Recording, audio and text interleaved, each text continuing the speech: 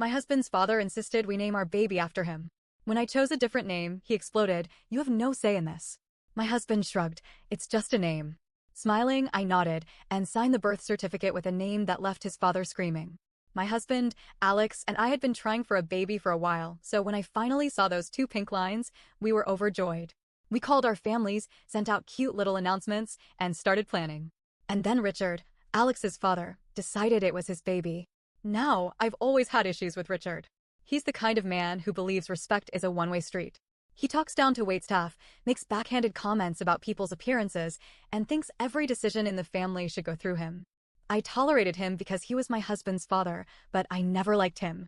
And I knew, the second we told him about the pregnancy, that he would be overbearing. But I underestimated just how bad it would get. We had barely finished saying, "We're having a baby," when Richard clapped his hands and said, "Great. If it's a boy, his name will be Richard." Not a question. Not a discussion. Just a statement, as if it was a done deal. I laughed, thinking he was joking. He wasn't. "If it's a girl, Rochelle," he continued. I glanced at Alex, waiting for him to say something. He just shrugged and gave me a look, the one that said, "Just go with it." I didn't go with it. "I don't think we've decided on names yet," I said carefully. Richard just smiled like I was some clueless little girl. "Oh, there's nothing to decide. It's tradition." No, it wasn't. I'd done my research. No one in his family was named Richard before him. His own father had a completely different name. His grandfather, too. But that didn't matter to him. What mattered was control. From that moment on, every conversation about the baby turned into a conversation about the name. At family gatherings, he'd loudly refer to my stomach as Little Ricky. He'd tell people, "We've already got the name picked out." He even bought a onesie that said, "Grandpa's Little Richard" on it. Every time, I corrected him. Every time, he ignored me. I tried talking to Alex about it. "This is getting out of hand," I said one night. "It's just a name, babe," he said, rubbing my shoulder like that would make it better. "But it's our baby," I argued. "Not his." "I know," Alex said. "But is it really worth fighting over?" Yes. Yes, it was. And it wasn't just the name anymore. It was the principle. Richard refused to acknowledge me as an equal partner in this. To him, I was just the vessel carrying his grandchild. My opinions, my feelings? They didn't matter. At one point, he even had the audacity to say, "Mothers don't get a say in family names. It's up to the men." I stared at him, trying to process the absolute insanity of what he had just said. Alex, bless his spineless heart, tried to laugh it off. "Come on, Dad, you're being dramatic." Richard just smirked. "You'll see. When the time comes, she won't have a choice." That was the moment I made my decision. I didn't just want to choose my own baby's name, I wanted to win. I started keeping track of everything Richard said. Every time he dismissed me. Every time he acted like my opinion didn't matter. Every time he spoke about my baby like I was just an incubator. And then, things escalated. Richard started telling people, my friends and family, that the baby was already named. He told my mother. He told my best friend. He even told my coworkers when I ran into him at a grocery store near my office. "Little Ricky is on the way," he'd say, clapping people on the back like he'd just won a prize. I was livid. But the worst part? Alex still wouldn't take it seriously. "I mean, is it really that big of a deal?" he asked when I confronted him again. "Yes, Alex. It is. He's naming our baby without us. Without me." Alex sighed, rubbing his face. "I just don't want to fight with him." That was the problem. Alex never wanted to fight with his father. Ever. Richard had spent his whole life making sure his son never stood up to him. He had raised Alex to be agreeable. To say, "Yes, Dad," and go along with things, even when he didn't want to. And that worked fine for their family dynamic. But I wasn't raised that way. And I sure as hell wasn't raising my child that way either. So, I stopped arguing. Richard thought he had won. He kept making smug little comments, treating me like I had finally come around.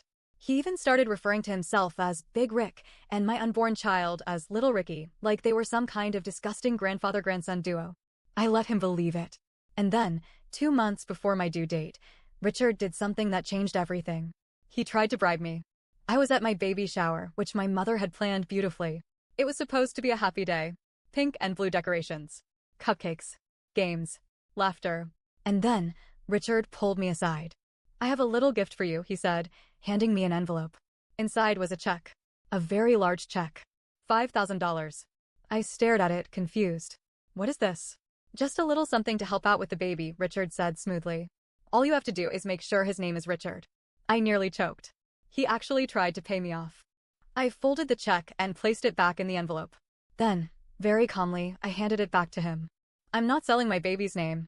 Richard's whole face twisted in anger. Rebecca, don't be difficult. I smiled. You don't have a say in this. His eyes darkened. I turned and walked away. That was the last straw for him. After that, Richard went full-blown crazy. He started calling Alex at all hours, demanding updates on his grandson. He started making nasty little comments about me at family gatherings, things like, she's got an attitude problem, and women these days don't know their place. But the real kicker? He went behind my back and tried to get Alex to sign the birth certificate at the hospital before I could. That's when I knew this wasn't just about a name. This was a war. And I was going to win. At this point, I knew Richard was obsessed, but I had no idea just how far he was willing to go. 2 weeks before my due date, my mother called me, her voice tight with concern. Rebecca, I ran into Richard today. My stomach twisted. And? He was at the courthouse, she said. Filing paperwork for something. I nearly dropped my phone. I knew what he was doing before she even said it. He was trying to petition for grandparents' rights.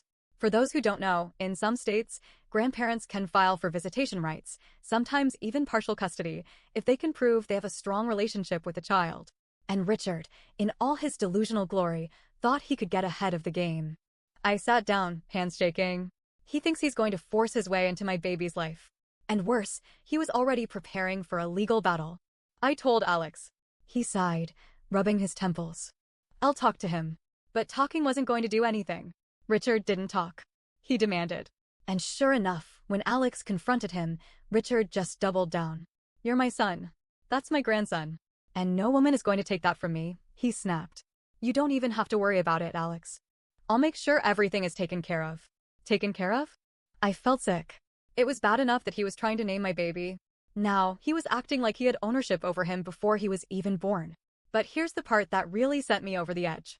A few days later, I got a call from the hospital where I was set to deliver. Mrs. Parker, the receptionist said. I just wanted to confirm that your husband's father has permission to be present in the delivery room. I nearly screamed. What? No, he absolutely does not have permission. The receptionist hesitated. Oh, well, he called earlier. He said he was your husband and insisted he be added to the list. He pretended to be Alex. I hung up and called my husband immediately. Your father is trying to sneak into the delivery room. To his credit, Alex finally looked pissed. That's it, he muttered. I'm done. He called Richard and actually stood up to him for the first time in his life. Dad, back off, Alex snapped. You're not coming to the hospital. You're not picking the name. You're not in charge here. Richard, of course, lost it. You're letting her control you, he screamed. You're a disgrace. I should have raised you to be a man. Alex hung up on him. And just like that, we finally cut him off. Blocked his number. Stopped responding to family messages. Locked down the hospital guest list. I thought that would be the end of it. I was wrong. Because Richard wasn't finished yet. And his next move? It was worse than anything he had done before. For a few days, things were quiet. Too quiet. I should have known that Richard wasn't the kind of man to let something go. He wasn't just obsessed, he was desperate. And desperate people do dangerous things. It happened 3 days before my scheduled induction. I had been feeling off all day, exhausted, cramping, just generally uncomfortable. I told Alex I wanted to rest, so I went to bed early. I woke up to my mother banging on my apartment door at 2 a.m. Rebecca, open up. Her voice was sharp with panic. I stumbled out of bed, confused and groggy. When I opened the door, she shoved her phone in my face. It was a screenshot. A legal notice.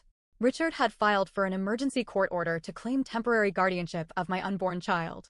I felt the world tilt under me. No, this isn't real. But it was. Richard had somehow convinced a judge that Alex and I were unfit parents. He had made up a whole case, citing emotional instability and conflict in the home as reasons why my child needed to be placed under his care the moment he was born. I grabbed my stomach, nausea crashing over me in waves. I couldn't believe it. This man had actually tried to steal my baby before he was even born. Alex, half awake, read the document and went pale. I didn't think he'd go this far. I snapped. You didn't think? You didn't think. I told you. I told you he was obsessed. I told you he was controlling. I told you he didn't see me as a person. And you let it happen. Alex flinched. He opened his mouth, then closed it. Because there was nothing to say. This was his fault. He let Richard push, and now the man was trying to legally take our child. My mother pulled me into a hug, whispering, "It's going to be okay. We'll fix this." But I wasn't so sure. Because Richard had money. He had influence. And, most importantly, he had no conscience. The next morning, we went straight to a lawyer. The good news? The emergency order hadn't been approved yet. It was still under review. But if Richard had already gotten this far, I knew he wouldn't stop. So I made a decision. I moved my induction date up. That night, I checked into the hospital under a different name. Only my mother and Alex knew. No one else. I had my baby in complete secrecy. When my son, my beautiful baby boy, was finally placed in my arms, I burst into tears. I was exhausted, drained, but victorious. And then, I made sure Richard would never touch him. We were discharged 2 days later. The second we got home, Richard was there. He was standing outside our apartment, arms crossed, waiting. I didn't even hesitate. I turned around and told Alex, "Get him out of here." But Alex just froze. Richard saw it. He saw the hesitation. And like a predator smelling weakness, he went in for the kill. "She tricked you, son," Richard said, his voice low and smooth. "She turned you against your own father. She's selfish. She's disrespectful. You can't let her control you like this." I felt something inside me snap. I stepped forward, holding my baby close. "You are the only selfish one here." Richard turned his glare on me. "You're just mad because I won." I laughed. Actually laughed, because the man was delusional. "You didn't win," I said. "You lost everything." Then I dropped the final bombshell. I added a restraining order to the court case. "You are legally barred from seeing my child. You can't come near him. You can't call us. You can't even ask about him." Richard's face turned red. "You wouldn't." I did. I pulled out my phone and opened the email from my lawyer, showing the official notice. "You came here to fight for control, but guess what? You have none." Richard screamed. A full-grown man, throwing a tantrum in the middle of the street. He cursed, he kicked at the pavement, he ranted about how ungrateful Alex was, how I was a manipulative little. I shut the door in his face. And just like that, it was over. Richard tried to fight the restraining order, but the judge laughed him out of court. He was officially cut off. Alex struggled with it at first. He had spent his entire life living in his father's shadow, always trying to please him. But after seeing how sick his father truly was, he finally understood. "I should have stopped him sooner," he admitted one night. "I should have protected you." I didn't say, "I told you so." I just let him hold our son and whisper, "I won't let anyone take you away from us." As for Richard, he lost everything: his power, his control, his legacy. The last thing I ever heard about him? He had a new grandson. From Alex's brother. And guess what? They didn't name him Richard either.